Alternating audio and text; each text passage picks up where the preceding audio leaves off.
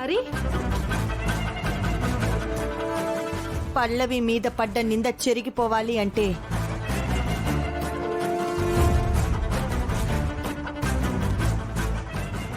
వీళ్ళిద్దరికి పెళ్లి చెయ్యాలి.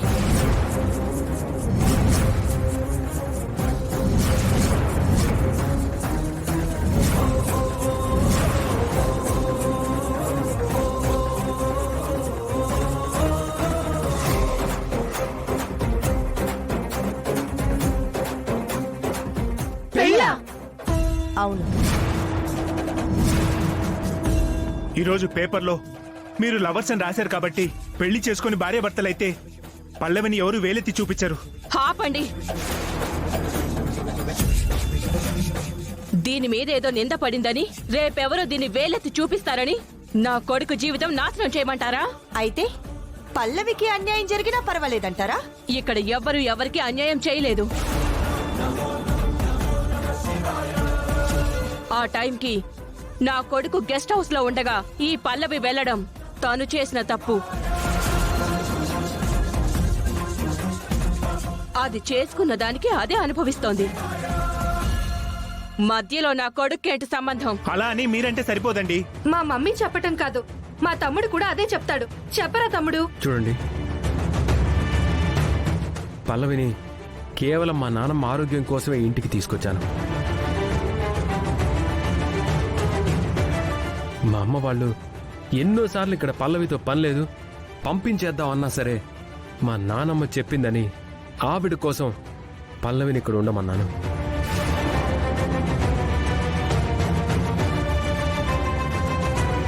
తను నాతో పాటు చదివే ఒక క్లాస్మేట్, మా నాన్నమ్మని సొంత మనిషిలా చూసుకునే ఒక మంచి అమ్మాయి. అంతవరకే తప్ప తన మీద నాకు ఎలాంటి ఫీలింగ్ లేదు.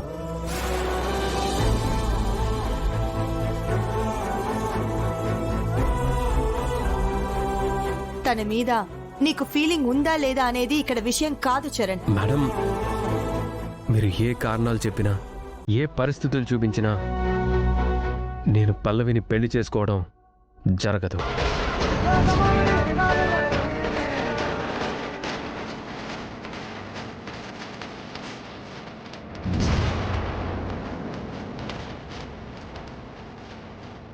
టాపిక్ ఇంతవరకు వచ్చింది కాబట్టి ఇదే కరెక్ట్ టైం. గట్టిగా పట్టుబడితే నేను కన్న కల నెరవేరుతుంది. పల్లవి ఈ ఇంటి కోడలైపోతుంది. పల్లవికి నీకు పెళ్లి జరగాలరా? నానమ్మ, మ్యాటర్ ఓవర్. ఇక నువ్వు ఇంట్లో నుంచి ఎక్కడికి వెళ్ళక్కర్లేదు. ఏంట్రా నువ్వనేది? మ్యాటర్ సెటిల్ అయిపోయింది నానమ్మ. అంటే అంటే ఏంటో అదిగో వచ్చింది కదా మా మమ్మీ, తనే చెప్తుంది.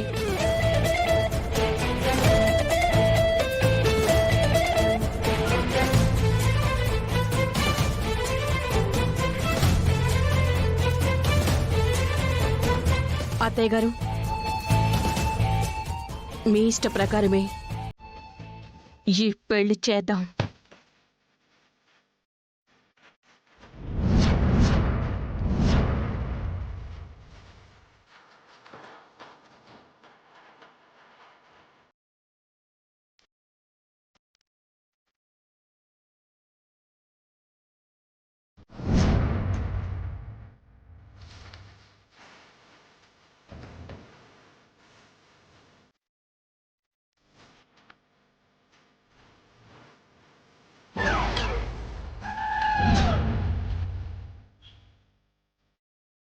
మమ్మీ, ఏంటి నువ్వు అంటుంది?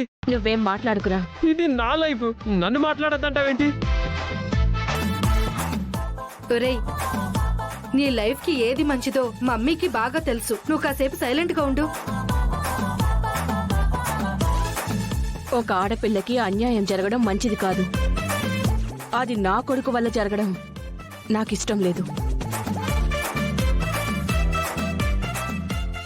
కాబట్టి ఈ నిర్ణయానికి వచ్చాను. చాలా మంచి నిర్ణయం తీసుకున్నారండి మీరు.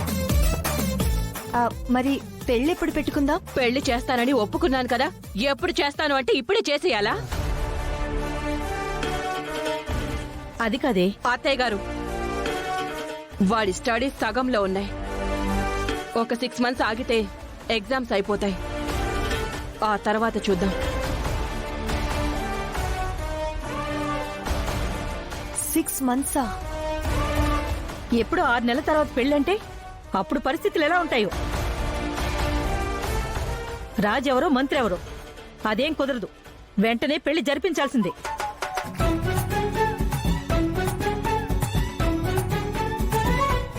నానమ్మా, నువ్వు మాట్లాడకరా. ఇది నా లైఫ్, నా పెళ్లి టాపిక్. అటు మా అమ్మ నన్ను మాట్లాడద్దంటుంది, ఇటు నానమ్మ నన్ను మాట్లాడద్దంటుంది. అసలు ఏం జరుగుతుంది ఇక్కడ? నన్నెవరు లెక్క చేయరేంటి? మీరలా తొందర పెడితే కష్టం. నీ వల్ల కాకపోతే నేను చేస్తానే. పెద్దమ్మగారు మీరు ఆగండి. పెళ్ళంటే అదరాబద్రాగా చేసేది కాదుగా. ముహూర్తాలవి చూసుకొని ఏర్పాట్లు చేసుకోవాలి.